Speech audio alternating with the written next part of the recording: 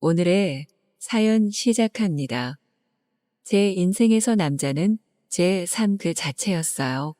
지방에서 서울로 혼자 올라와 초라한 원룸에 살아가면서 외로움을 많이 느꼈고 처음에는 그 외로움을 견디기 위해 여러 남자를 만나곤 했어요. 남자를 만나기 위해 클럽, 나이트, 감성 주점 같은 곳에서 술을 마시며 남자를 만날 수 있는 곳을 매일 다니고 있었고 그렇게 만난 남자와 밤마다 뜨거운 사랑을 나누었죠. 처음 만난 남자에게 제 몸을 맡기고 그 손길과 모든 것을 받아낼 때 비로소 제 외로움이 달아나는 것 같았어요. 남자와 사랑을 나누는 순간만큼은 외로움을 잊을 수 있었기에 모텔에서 끝없이 뒹굴며 제 몸을 남자들에게 맡겨버리곤 했죠. 제 인생에 그만큼 남자는 중요한 존재였어요. 그러다 보니 많은 남자를 만나게 되었지만 하룻밤의 뜨거운 사랑을 위해 만난 남자들은 대부분 저를 단순히 탐닉의 대상으로만 보고 더 이상 알고 싶어 하지 않는다는 걸 알았어요. 그런 생각을 가진 채 똑같은 일을 반복하다 보니 어느 순간 남자와 밤을 보내는 것도 외로움을 달래주지 못하게 되었죠. 그렇지만 이미 중독되어 버린 그 짓을 멈출 수 없던 저는 육체도 정신도 망가지고 있었죠. 그러던 어느 날 저는 결국 돌이킬 수 없는 일을 저지르고 말았어요. 그날도 역시 새로 알게 된 남자와 하룻밤을 보내던 와중이었어요. 그 남자는 저에게 색다른 경험을 해주게 하고 싶다며 밧줄로 저를 묶고 천으로 눈을 가린 채로 해보자고 제안했죠. 지금까지 해본 적 없는 행동이라 저는 순간 흥미를 느껴 허락을 했어요. 그게 불행의 시작이었죠. 그렇게 그 남자와 색다른 경험으로 사랑을 나눈 뒤 눈을 가린 천을 풀었을 때 제 앞에는 커다란 카메라가 놓여 있었어요. 너무 놀란 나머지 저는 이게 뭐냐고 남자에게 소리쳤지만 그 남자는 이미 우리가 했던 행동들을 모두 촬영한 상태였고 그 파일도 이미 이메일로 보내놓았으니 소리치지 말라고 했어요. 영화나 성인물에서만 보고 듣던 몰래 카메라였죠. 제 눈을 가린 사이 몰래 장비를 세팅하고 모든 행위를 촬영했던 것이었어요. 순간 분노가 치밀어 올라 당장 지우라고 그렇지 않으면 경찰에 당장 신고하겠다고 하였지만 그 남자는 만약 경찰에 신고한다면 제 가족과 지인들에게 그 동영상을 뿌리겠다고 협박하였죠. 순간 정신이 아득해지고 눈물이 나기 시작했지만 제가 할 수 있는 건 아무것도 없었어요. 너무 무서워 도망치듯 모텔을 빠져나왔지만 그 남자는 이미 제 휴대폰에 있는 연락처까지 모두 복제해 놓은 상태였죠. 경찰에 신고해 보려고 했지만 그 남자가 제 가족이나 지인들에게 동영상을 뿌리겠다고 한 협박이 생각나 어쩔 줄 모르고 며칠간 집에 혼자 숨어 지내며 펑펑 울기만 하였죠. 그렇게 집에 숨어 지낸 며칠이 지났을 때 그 남자가 연락을 해왔어요. 동영상을 삭제해 줄 테니 1박 2일로 여행을 가자고 했고 선택지가 없었던 저는 집 주소까지 알고 집 앞까지 찾아온 그 남자의 차를 타고 교회의 펜션으로 가게 되었죠. 그 남자는 제안을 했어요. 여기서 마지막으로 하룻밤 동안 내 요구를 들어주면 동영상을 삭제해 주겠다고 했고 벼랑 끝에 몰린 저는 허락할 수밖에 없었죠. 그 남자는 하룻밤 동안 저에게 본인의 욕구를 모두 쏟아내었어요. 저는 치욕스러움에 반항하고 싶었지만 동영상을 삭제해준다는 약속을 믿고 그 남자의 욕구에 몸을 맡겼어요.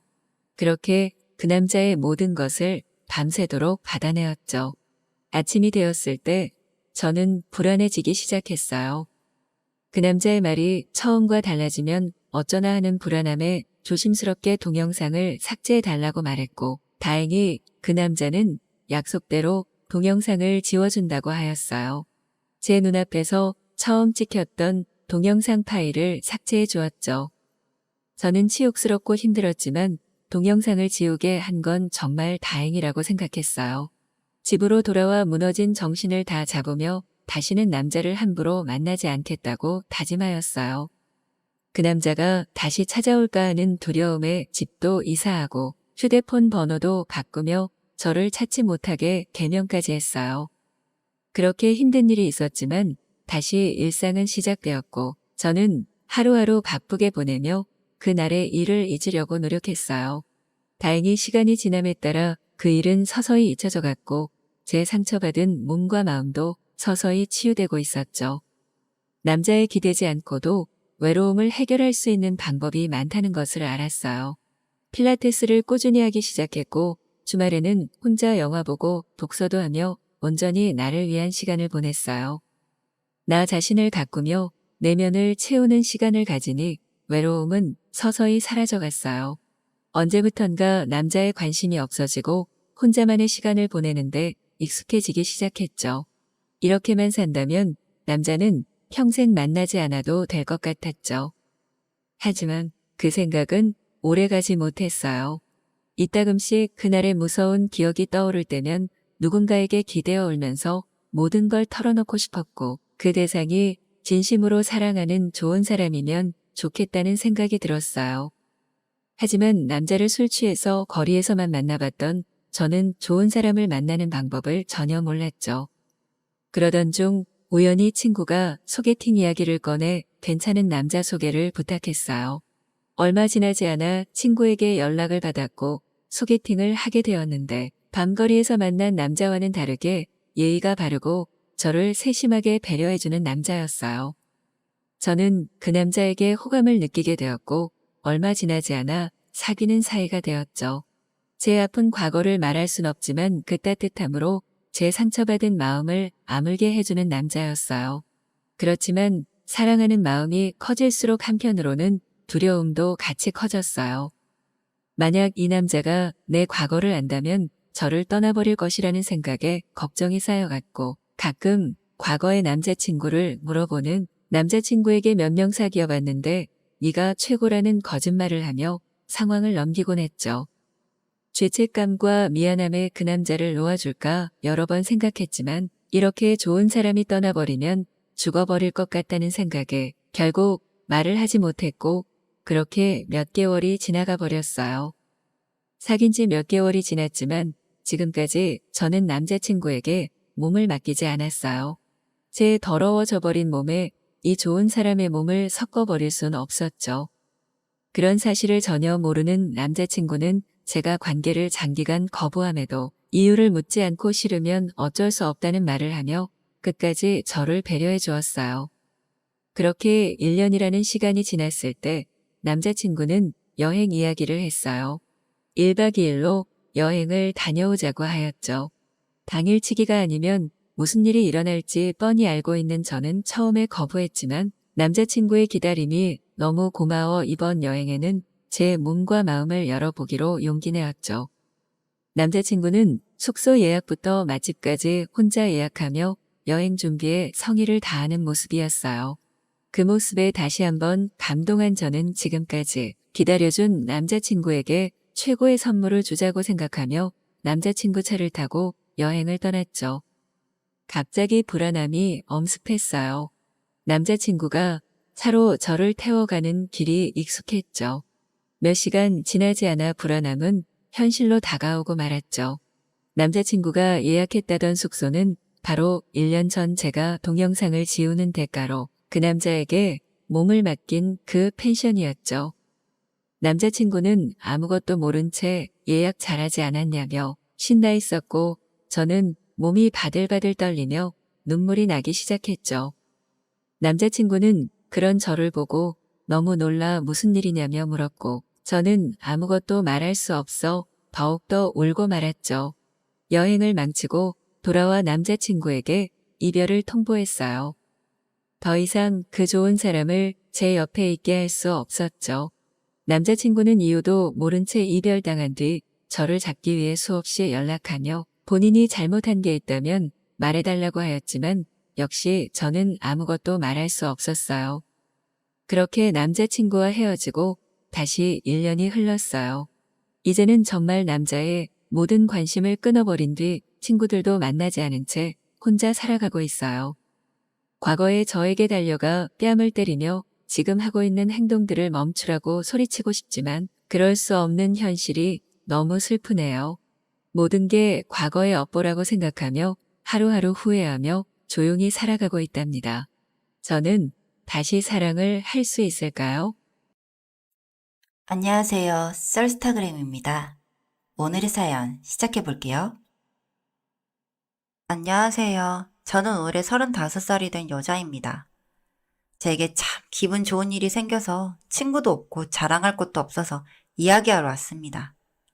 제 이야기를 풀어나가기 전에 앞서 다들 부모란 무엇이라고 생각하시나요? 저는 38이 된 지금도 이렇다 하고 마땅히 정의 내릴 수가 없는 것 같아요. 그저 결혼 정년기가 되셔서 중매쟁이를 통해 만나 결혼하시게 된 제 부모님은 서로에게 사랑이 있을 리가 만무했고 그저 그 당시 어른들의 삶처럼 결혼하고 자녀를 낳고 가정을 꾸리는 것만 미덕이라 생각하며 사신 분들이시죠. 지금이야 자녀의 심리 혹은 갖가지 육아법들이 다양하게 나오고 연구가 되고 공부를 하지만 그때 당시만 해도 그렇지 않았을 때니 내 부모님들도 많이 힘드셨겠죠. 첫째인 저와 5살 차이 나는 둘째, 셋째, 쌍둥이 남동생, 그리고 늦둥이 막내 여동생까지 슬하에 자녀를 넷을 두신 부모님을 지금아 생각해보면 아무리 힘들고 모르셨다는 걸 감안하더라도 참 좋은 부모님이 아니었습니다. 막내 동생이 말문이 터져 조잘조잘 말하기를 좋아하던 4살 무렵 갑자기 맞닥뜨리게 된 아버지의 사업 실패. 사업 실패에 모든 것을 포기하시고 집에서 매일 술만 연거푸 드시던 아버지. 힘드셨겠지만 살아보려는 노력도 하지 않은 채 아버지와 같이 술을 드시는 어머니. 그때 제 나이가 12살 무렵이었습니다. 그 이후로 집에는 늘 술 냄새가 풀풀 풍겼습니다. 어린 제가 돈을 벌 수 있으리란 건 없고 그나마 제가 할 수 있는 것이라고는 매일 동생들을 챙기는 일이었습니다. 동생들을 씻기고 옷을 입히고 밥을 차려주고 등하원을 같이 하고 그때는 지금 생각해도 제가 참 어린데 제가 무너지면 안 된다는 생각을 했던 것 같습니다. 다행히 학교에 좋은 선생님들이 계셔서 다양한 지원을 받을 수 있었습니다. 제가 16이 되도록 부모님은 여전하셨기 때문에 제가 16 중학교 졸업했을 때는 고등학교를 진학하지 않았습니다. 사실은 더 일찍 그만두는 게 맞나 싶었지만 바로 공장에 들어가 3교대로 열심히 돈을 벌었습니다. 저야 괜찮지만 제 아래에 있는 동생들은 그게 아니었으니까요. 아마 나이가 든 지금에야 감히 추측하건대 아버지도 어머니도 본인들의 무능함을 알고 계셨을 겁니다. 제가 살려고 발버둥 치는 모습에서 본인들의 무능함을 비춰보셨겠죠. 그때부터 시작이었습니다. 제가 술에 취한 아버지에게 폭언과 폭력을 당하기 시작한 것이요.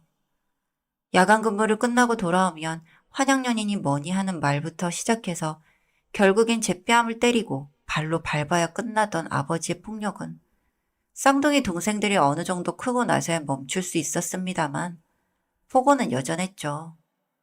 어머니는 뭘 하셨냐고 묻는다면 어머니도 똑같으셨답니다. 그렇게 공장일 3교대 가끔 짬짬이 시간이 나면 여러분 그거 아시나요? 어릴 때 한창 별 접는 기다란 색종이 묶어서 팔던 게 있었는데 그걸 포장하는 부업을 했습니다. 제 주변에만 그랬는지 모르겠지만 그때 한창 종이약이나 종이별을 접어서 주는 게 유행이었거든요. 그렇게 버는 모든 돈은 동생들과 부모님의 술값 그리고 생활비에 쓰였습니다. 부모님은 가끔 밖에 나가셔서 뭘 하는지 돈을 벌어오시기는 했는데 나중엔 노름까지 손을 대시면서 걷잡을 수 없게 되었습니다. 그렇게 악착같이 버티고 버텨 제가 25살, 쌍둥이 남동생들이 20살이 되었고 막내 동생이 17살이 되었습니다. 저는 참 복을 받았다고 생각하는 게 동생들이 다 너무 올곧게 자라주어 쌍둥이 동생과 막내 여동생 모두 공부를 참 잘했습니다. 그의 쌍둥이 동생들은 둘 다 서울권 대학교에 진학을 할 수 있게 되었습니다. 해줄 수 있는 게 없어 수중에 모아두었던 모든 돈, 그걸 탈탈 털어 동생들에게 주었습니다. 등록금을 해주지도 못하고 너희에게 뭐 하나 제대로 해줄 수 있는 게 없지만 이거라도 가지고 올라가서 원룸이라도 구해서 이 집에서 벗어나 살아라. 그날 동생들과 부둥켜 얼마나 울었는지 모르겠습니다. 남동생들이 집을 떠나자 아버지와 어머니의 폭력은 다시 시작되었습니다. 당연히 저도 많이 자랐고 부모님은 노쇠에 져가니 몸이 아프진 않았지만 마음이 아팠습니다. 그래도 악착같이 버틸 수 있었습니다. 남아있는 막내 동생이 있었으니까요. 그렇게 3년을 더 버텼습니다. 미안하게도 서울로 올라간 두 동생들이 제가 생활비를 보내주겠다고 해도 한사코 괜찮다며 과외비가 쏠쏠하다며 거절해 준 것도 도움이 되었습니다. 오롯이 막내 동생에게만 신경 쓸 수 있었으니까요. 막내 동생까지 고맙게도 서울로 대학을 진학하게 되었고 마지막으로 가진 모든 돈을 탈탈 털어서 주었습니다. 언니가 해줄 수 있는 게 이 정도밖에 없어서 미안하다고 말하니 막내 동생이 엉엉 우는데 그때는 그게 무슨 의미인지 모르고 그저 미안하기만 했습니다. 같이 서울로 가자는 동생에게 언니는 남아서 부모님을 돌봐야 한다며 남았습니다. 막내 동생이 서울로 올라가고 나니 제 나이가 벌써 28살이더군요. 공장을 비하하는 것이 아니라 무엇이든 열심히 일하면 스펙이 되는 것인지 생각보다 여유롭게 돈을 벌 수 있었습니다. 그래도 반은 부모님의 술과 노름값에 들어갔고 그 나머지의 반에서 동생들에게 매달 조금씩 용돈을 보내주었습니다. 쌍둥이 남동생들은 IT 계열에서 근무하게 되었고 여동생은 간호사가 되었습니다. 뭐 그렇게 동생들은 각자의 삶을 열심히 보내다가 쌍둥이 남동생 중 첫째와 여동생은 반려자를 만나 결혼도 하고 제가 바라던 대로 멋진 삶을 살아주었습니다. 왜 그 집을 나오지 않아? 왜 부모님을 떠나지 못해? 동생들이 제게 수도 없이 물었던 질문입니다. 아마 글을 읽으시는 분들도 같은 생각을 하셨겠죠. 동생들은 너무 어려서 기억에 남지 않겠지만 사실 아버지의 사업이 망하기 전까지는 제게 큰 사랑을 주지도 않으셨지만 그저 여느 평범한 가정 같았을 때가 있었습니다. 혼자 스스로 강박감에 사로잡혔던 것 같아요. 그나마 과거를 기억하는 내가 여기서 도망가면 부모님의 존재 자체를 부정해버리는 기분이 들었다고 할까요? 많은 정을 들이진 않았지만 그저 버리지 않는다 라는 이것이 저의 쓸데없는 죄악감이라는 것은 알지만 사람은 적응의 동물이라고 부모님이 망가진 모습을 1년, 2년, 10년 보다 보니 이 또한 무뎌져 견디게 되답니다. 동생들이 나 출가한 후에는 일도 줄였고 제 시간도 생겨 여가 생활도 하곤 했습니다. 그러다 최근 부모님께서 연세도 연세시고 알코올 중독 수준이셨다 보니 늦은 나이가 치매가 오셨더군요. 치매를 앓는 알코올 중독 두 노인을 상대하는 게 여간 쉬운 일이 아니다 보니 제가 참 많이 지치기 시작했습니다. 소식을 들은 동생들이 한달음에 달려왔습니다. 그리고는 제 앞에 와 다 큰 동생들이 엉엉 울며 말하답니다. 우리에게는 언니가 엄마이자 아빠였어. 그동안 계속 거절해서 갚을 방법도 없었는데 이렇게라도 갚을 수 있게 해줘. 부모님 요양원 보내자. 요양원 비용은 우리가 낼게. 이제 언니 누나의 삶을 살아. 우리 공부시켜주느라 공부도 하지 못했잖아. 매일 우리 공부하는 거 보면서 언니도 같이 외우고 공부하고 있던 거 알고 있었어. 너무 마음이 아파서 말도 못했어. 부모님까지 다 챙기겠다고 하던 언니였으니까. 그러고는 본인들끼리 절 주려고 그동안 몰래 모아왔다며 통장 하나를 건네주었습니다. 거기에는 3천만 원이라는 돈이 찍혀 있었는데 제가 당황하여 이게 뭐냐고 대묻자 동생들은 언니가 언젠가 결혼할지도 모르고 하고 싶은 게 생길지도 모르니까 그때를 위해서 우리가 모아뒀던 거야. 많지는 않은데 이거로 여행도 가고 사고 싶은 것도 사고 다 해. 라고 말해주는데 눈물이 앞을 가렸습니다. 동생들이지만 제겐 정말 자식 같은 아이들이었구나 하며 눈물이 펑펑 터져 나왔습니다. 아마 누군가 우리를 봤다면 다 큰 성인들이 뭐 하는 걸까 생각할 정도로 우리 남매는 끌어안고 펑펑 울었습니다. 제 삶은 희생의 연속이었지만 그럼에도 빛이 반짝임의 연속이었다고 생각합니다. 동생들이 공부하는 모습이 부럽지 않았다고는 말 못하지만 동생들이 성장하는 모습을 보는 것이 저의 큰 낙이었고 기쁨이었습니다. 비록 옳은 부모가 무엇인지, 부모란 무엇인지 아직도 해답을 찾진 못했지만 적어도 동생들과 저는 가족이라는 울타리 안에서 앞으로도 행복하지 않을까요? 동생들이 모아준 돈으로 가볍게 제주도를 다녀왔습니다. 부모님은 요양원에 가셨고 동생들이 다 부담하겠다 하였지만 그냥 같이 챙기기로 했습니다. 낯설지만 앞으로 제게 주어진 시간이 많으니 차차 하고 싶은 것들을 생각해보며 살아가 보려고 합니다. 동생들도 그걸 바라지 않을까요? 들어주셔서 감사합니다. 여기까지 썰스타그램이었습니다. 구독과 좋아요 부탁드릴게요.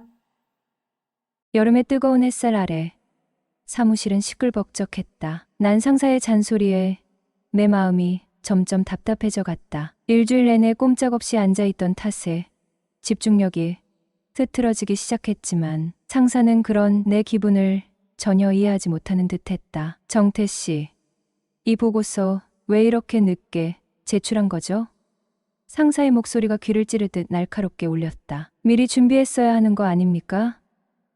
다른 팀은 벌써 제출했다고 하는데요. 나는 당황한 마음을 감추며 대답했다. 죄송합니다. 팀원들과 조율하느라 시간이 조금 걸렸습니다. 조율. 상사가 비웃듯 말했다. 결국 책임을 다른 사람에게 미루는 겁니까? 자신의 일은 자신의 몫이라고 생각해 보세요. 내 가슴이 답답해졌다. 상사의 잔소리는 나만의 문제가 아니었는데 왜 내가 모든 비난을 감수해야 하는 걸까? 팀원들이 일이 많아 힘들어하고 있다는 걸 이야기하고 싶었지만 상사는 그런 말에 관심이 없었다. 내 마음 속에는 억울함이 차올랐고 이럴 때마다 느끼는 불만이 더욱 깊어졌다. 그럴 때면 늘 바닷가에 가서 파도를 바라보며 마음을 가라앉히곤 했다. 바다의 끝없는 수평선을 바라보면 이상하게도 내 기분이 풀리는 법이었다. 그래서 나는 차를 몰고 태종대로 향했다. 태종대는 자연의 경관이 뛰어난 곳으로 특히 수평선이 확 트인 모습이 마음을 탁 트이게 해주었다. 차를 주차한 뒤 바위를 향해 걸어가는데 그곳에서 놀라운 광경이 펼쳐졌다. 억수 같은 비 속에서 우산도 없이 난간을 붙잡고 서 있는 한 여인이 있었다. 먼 수평선은 비에 가려 흐릿하게 보였지만 그녀의 존재만큼은 선명하게 내 눈에 들어왔다. 혹시 김 부장 사모님? 나는 비를 피하기 위해 그녀 곁으로 다가갔다. 그녀도 나를 알아봤는지 눈이 커졌다. 어머, 절 어떻게 아셨어요? 그녀의 놀란 표정이 너무나도 귀여웠다. 김 부장 사모님 아니세요? 난 우산을 그녀 위로 올리며 비를 막아주었다. 어머, 어떻게 그녀의 반응이 재밌었다. 그때 뒤풀이에도 같이 갔었는데 라고 말을 흐리자 그녀는 기억을 떠올리며 환하게 웃었다. 아, 신랑거래처의 학교 후배분 맞죠? 네, 맞습니다. 그런데 어떻게라고 묻자 그녀는 갑자기 입을 다물고 대답하지 않았다. 그녀의 표정에서 무언가 속상한 일이 있음을 느꼈다. 속상한 일이라도 있으신가요? 라는 내 질문에 그녀는 잠시 입을 다물고 대답하지 않았다. 그 침묵 속에서 나는 그녀의 마음에 무언가 아픈 기억이 있음을 직감했다. 나 또한 그 순간 내 마음속에 있던 직장 상사에게 받은 스트레스와 압박감이 떠올랐다. 서로의 감정에 공감하며 우리는 더 이상 혼자가 아니라는 것을 깨달았다. 같이 소주라도 한잔 하실래요?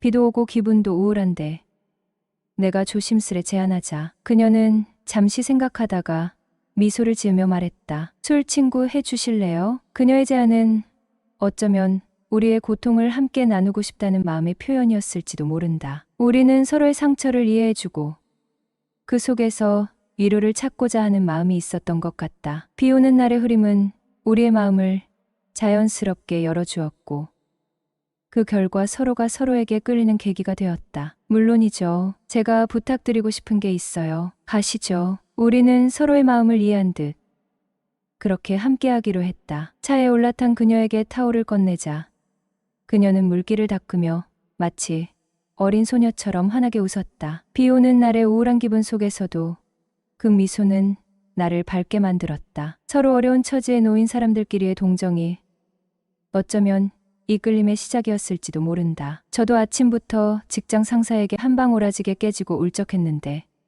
잘 되었네요. 비가 오니 회는 별로고. 뭘 좋아하세요? 난 태종대 순환도로를 달리며 그녀의 얼굴을 살피며 물었다. 저는 잡식성이라 뭐든지 잘 먹어요. 꼼장어구이는 어때요? 그녀의 대답에 나도 흥미가 생겼다. 그럼 자갈치 시장으로 모셔요? 내가 제안하자 그녀는 기분 좋은 듯 웃으며 좋아요 라고 대답했다. 그렇게 우리는 비 오는 날의 묘한 인연을 이어가며 자갈치 시장으로 향했다. 주차를 마친 후 해안가의 포장마차로 들어가자 바닷바람이 얼굴을 스쳤다. 점심시간이었지만 비가 오는 대낮이라 손님은 아무도 없었다. 우리는 여러 번 만난 것처럼 나란히 앉아 꼼장어와 소주를 주문했다. 연탄불 위에서 지글지글 익어가는 꼼장어의 향기가 식욕을 자극했다. 오늘처럼 비 오는 날 멋진 누님과 술 한잔하니 술이 술술 들어가네요. 나도 모르게 누님이라는 말이 입에서 튀어나왔다. 누님. 그녀가 웃으며 나를 쳐다보았다. 네, 누님. 나는 확실하고 또박또박하게 말했다. 호호호. 웬일이니? 아침부터 기분이 안 좋더니 이런 동생이 생기려고 그랬나? 그녀의 웃음소리는 마치 비가 그치는 듯한 기분을 주었다. 술잔을 주거니 받거니 하며 우리는 조금씩 마음을 열어갔다. 해가 구름 사이로 얼굴을 내밀고 비도 멈추었다. 시계를 보니 벌써 3시간을 그 포장마차에서 술을 마신 것 같았다. 이제 가야죠, 누님. 나는 일어나서 주머니에서 지갑을 꺼내며 말했다. 이제 비 그쳐서 손님 좀 있겠다 싶었더니 하필이면 대낮부터 음주 단속을 한다고 난리야. 동네 상인들의 말소리가 귀에 들어왔다. 뭐, 음주 단속을 한다고? 포장마차 아줌마가 벌떡 일어나며 말했다. 그래. 오늘 장사 망치게 하려나 봐. 그 순간 내 마음에 불안한 감정이 스쳤다. 동생, 어쩌지? 누님의 얼굴이 흙빛으로 변했다. 누님 먼저 들어가요. 난 쉬었다 갈게요. 아무렇지도 않은 듯 대답하자 그녀가 같이 마셨는데 어떻게 나만 하며 말을 흐렸다. 그럼 대리라도 부르자. 술값은 동생이 냈으니 대리비는 내가 낼게. 아니에요. 어차피 술 마시고 회사에도 못 들어가고 집에 가봐야 할 것도 없는데 잠시 쉬었다 가야겠어요. 전 괜찮으니까 누님 먼저 들어가요. 나는 비에 젖은 자갈치 시장의 길을 무작정 걸었다. 부산이 본토박이는 아니지만 자주 놀러와서 그 근처에 지리는 훤하였다. 일방통행도로를 건너고 골목길에 접어들자 내 예상대로 숙박업소가 눈에 들어왔다. 난 그곳으로 들어갔다. 쉬시다 가는교? 주인 아주머니가 묻자 네 하고 대답했다. 그때서야 누님이 내 뒤를 졸졸 따라온 것을 알았다. 동생. 조용. 그녀가 자신의 입을 손가락으로 가리켰다. 301호예요. 말에 누님이 먼저 3층으로 올라가기 시작하자 나는 마치 자석에 끌린 쇠붙이처럼 그녀의 뒤를 따라 올라갔다. 누님, 지금이라도 안 늦어요. 어서 가세요. 방에 들어서자 나는 말했다. 쉿! 하며 이번에는 내 입을 손가락으로 가리며 말했다. 한동안 냉랭한 기류가 흘렀다. 우리 아무 말 하지 말자. 누님은 내게 그런 말을 했다. 그 순간 누님과 나 사이에는 아무런 말이 필요가 없었다. 그녀는 나보다 10살이 많았고 결혼도 11년 전에 했다고 했다. 남편과는 시댁에서 조금 떨어진 곳에 살고 있었는데 시아버님이 3대 독자라는 이유로 결혼하던 해부터 시어머님이 닥달을 하였고 누님의 부부간 금술도 좋았으나 이상하게 결혼하던 해에 아이를 임신했지만 아들을 바라는 시어머님의 뜻과는 달리 임신이 안 되어 근심으로 나날을 보냈다고 했다. 그날도 아침 식전부터 시어머님이 건너와서는 닥달하였고 남편에게 병원에 가서 검사라도 받아보자고 하였더니 말도 안 되는 소리 작작하고 살림이나 잘 살라는 남편의 반응에 실망이 컸다고 했다. 도저히 집에 있다가는 제 풀에 말라 죽을 기분이 들어서 태종대로 갔고 거기에서 우연히 나를 만나게 되었다고. 그녀는 웃었지만 여전히 풀이 죽은 얼굴이었다. 그로부터 누님과 나의 만남은 계속되었다. 나는 누님과 함께 있으면 마음이 편했고 누님 역시 나와 함께 있으면 모든 걱정이 사라진다고 좋아하였다. 첫 만남을 가지고 넉 달이 지난 날 우리는 다시 평소처럼 만났고 술을 권하자 누님은 그렇게 바라던 임신이 되었다고 말했다. 그녀의 눈치에서 뭔가 불안함이 느껴졌지만 난 설마 내 아이는 아니겠지 하는 생각으로 그냥 넘겼다. 평소처럼 데이트를 하다가 커피를 마시고 헤어졌다. 그렇게 일주일에 한 번 정도는 퇴근 후 영화도 보러 가고 저녁도 함께 먹으며 가까운 관계를 이어갔다. 하지만 그녀의 배가 점점 불러오면서 우리의 만남은 더욱 특별해졌다. 처음엔 기쁜 마음으로 그녀의 변화하는 모습을 바라보았지만 시간이 지날수록 그 안에는 복잡한 감정들이 얽혀 있었다. 출산 전까지는 자주 보고 싶다고 했지만 그녀는 출산 이후에는 자연스럽게 멀어질 것이라고 말하는 듯 했다. 그 말은 마치 우리 사이의 불안한 예감처럼 느껴졌다. 그녀가 어느 날 말했다. 출산하고 나면 너랑 자주 못 만날 것 같아. 그 말이 내 마음에 씁쓸한 여운을 남겼다. 우리는 이미 이별을 예감하고 있었다. 하지만 그 예감이 더욱 아프게 느껴지는 것은 그녀의 배 속에 있는 아이가 내 마음을 계속 괴롭혔기 때문이었다. 이 아이가 혹시 내 아이는 아닐까라는 의문이 내 머릿속을 떠나지 않기 때문이다.